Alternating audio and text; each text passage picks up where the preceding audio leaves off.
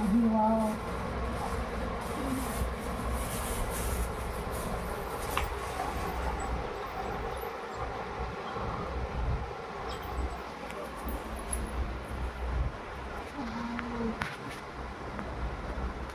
చూసారండి, ఈ చింత చిగురు మేమే వెళ్ళి అదేమో చెట్టుకి కోసుకొని వచ్చామండి. చాలా అంటే ఫస్ట్ టైము ఇలా చింత చెట్టు దగ్గరికి వెళ్ళి చింత చిగురు కోసుకురావడం అయితే నాకు చాలా అంటే చాలా హ్యాపీగా ఉందండి. చూడండి,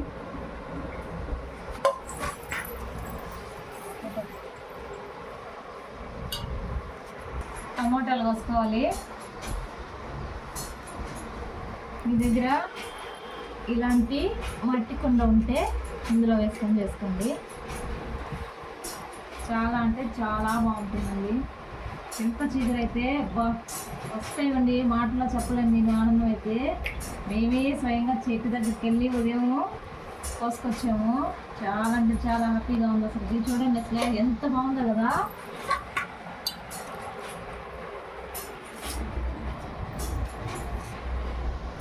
టమోటాలు చిన్న చిన్న ముక్కలుగా కట్ చేసుకున్న తర్వాత ఇప్పుడు ఇలా ఉల్లిపాయ ముక్కలు కూడా ఇలా కట్ చేసుకోవాలి. ఈ ఉల్లిపాయ ముక్కలు కూడా ఇందులో వేసుకోవాలి. వంకాయలు కూడా కట్ చేసుకోవాలండి, చిన్న చిన్న ముక్కలుగా కట్ చేసుకోవాలి.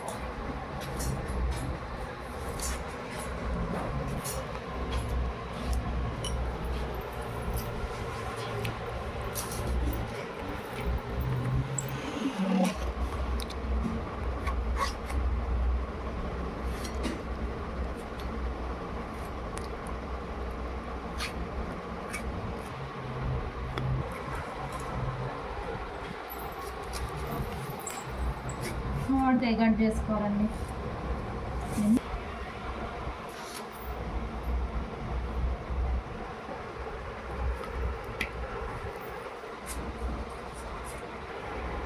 టమోటాలు, అలాగే ఉల్లిపాయలు, మామిడికాయ, వంకాయ ముక్కలు అన్నీ వేసుకోవాలండి.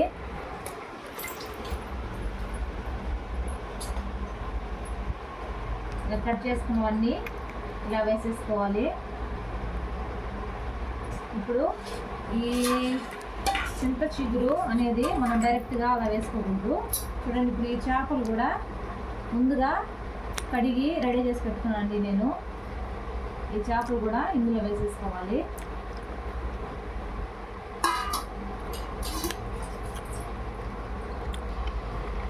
చూడండి, ఈ ఆకు డైరెక్ట్గా మనం ఇలాగా కూరలో వేయకూడదు. ఇప్పుడు చేతిలో కొంచెం వేసుకొని ఇలాగా అన్నారంటే ఇది కొంచెం మెత్తగా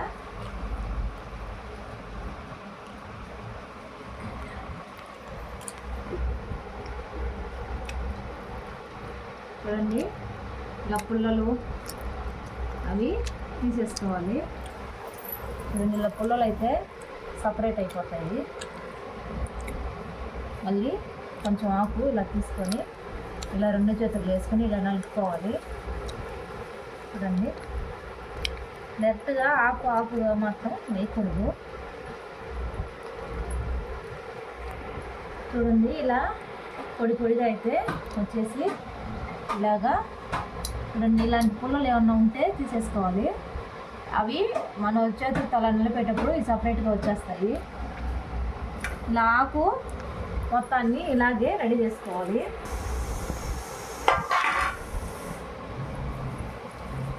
చూడండి, ఇట్లా మొత్తం ఆకు అయితే ఇలా నలిపేసుకోవాలి. చూడండి, ఇలా రెడీ అయిపోయిందండి.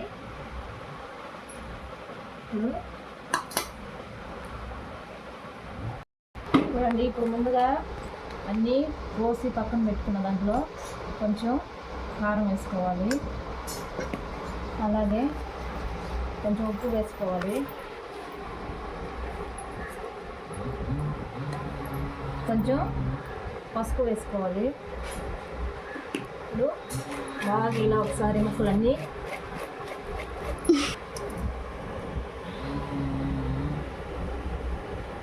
ముందుగా చింత చికెన్ రెడీ చేసుకున్నాం కదా, ఇది ఇందులో వేసేసుకొని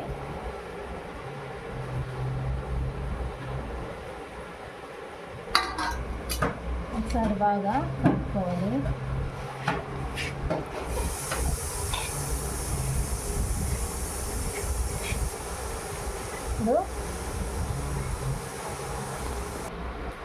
ఇప్పుడు వాటర్ వేసుకోవాలండి. చూడండి, కొంచెం వాటర్ వేసుకొని ఇలా బాగా ఒకసారి కలుపుకోవాలి. కూర అయితే నిజంగా అండి మామూలుగా ఉండదు. ఒకసారి కనుక మీరు ట్రై చేస్తే అసలు ఎంత టేస్ట్ ఉంటుందో మీరే చూడండి. అండి ఇంకొంచెం వాటర్ అయితే ఇలాగా అన్నీ కూరగాయ ముక్కలు, వంకాయ ముక్కలు అన్నీ ఇలా మునిగేంత వరకు వాటర్ పోసుకోవాలి. ఇప్పుడు మనం దీనికైతే పోపు వేసుకోవాలండి. ముందుగా స్టవ్ వెలిగించుకొని ఇలా బాండి పెట్టుకోవాలి.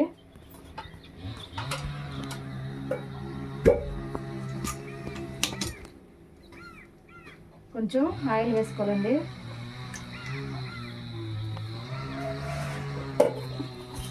ఆయిల్ కొంచెం హీట్ అవ్వాలి.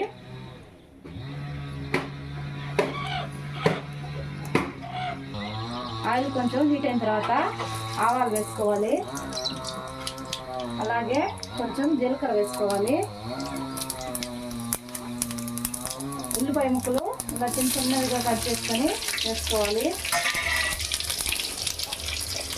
ఉల్లిపాయ ముక్కలు కొంచెం గోల్డెన్ కలర్ వచ్చేంత వరకు ఫ్రై అవ్వాలండి.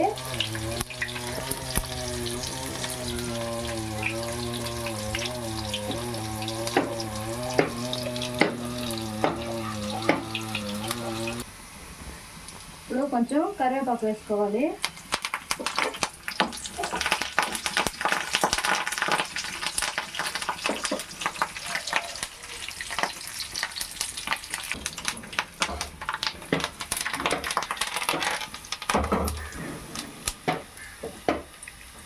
కరివేపాకు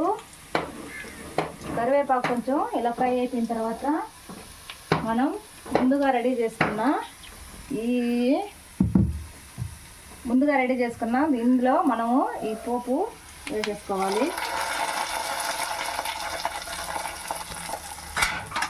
ఇప్పుడు ఇలా బాగా ఒకసారి ఇలా తిప్పుకొని ఇలా పెట్టేసుకోవాలండి. ఒకసారి ఇలా కలిపేసుకొని మూత పెట్టుకొని ఒక 10 నిమిషాల తర్వాత మళ్ళీ ఇంకొకసారి చూద్దాం. చూడండి,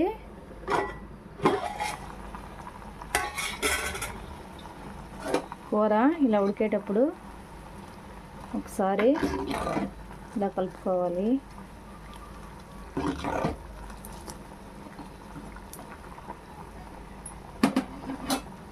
మూత పెట్టుకొని మరి కాసేపు ఉడికించుకోవాలి. 10 నిమిషాల తర్వాత ఎలా ఉడుకుతుందో చూద్దాం. చూడండి, కూర అయితే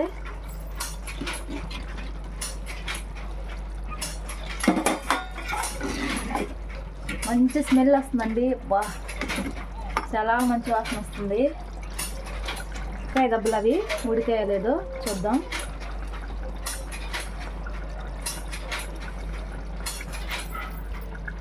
కొంచెం చిక్కబడాలండి కూర అయితే. చూడండి, ఇది కొంచెం ఇలా పులుసుగా కూడా లేకుండా ఇంకొంచెం చిక్కగా కొంచెం ఇంకా దగ్గర పడాలి కూర. ఇంకొంచెంసేపు ఉడికించుకుందాం. మూత పెట్టేసుకొని మరొక 5 నిమిషాలు ఉడికించుకొని చూడండి. 5 మినిట్స్ తర్వాత కూర ఎలా చిక్కబడిందో లేదో ఒకసారి చెక్ చేసుకుందాం. చూడండి, కూర అయితే బాగా చిక్కగా అయిపోయింది.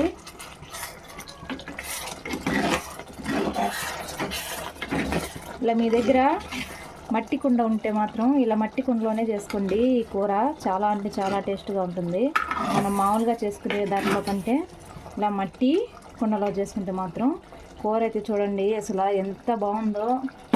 చాలా అంటే చాలా బాగుందండి. చూసారు కదా, ఇంతేనండి. కూర అయితే రెడీ అయిపోయింది. నేను స్టాప్ చేసుకుంటున్నాను.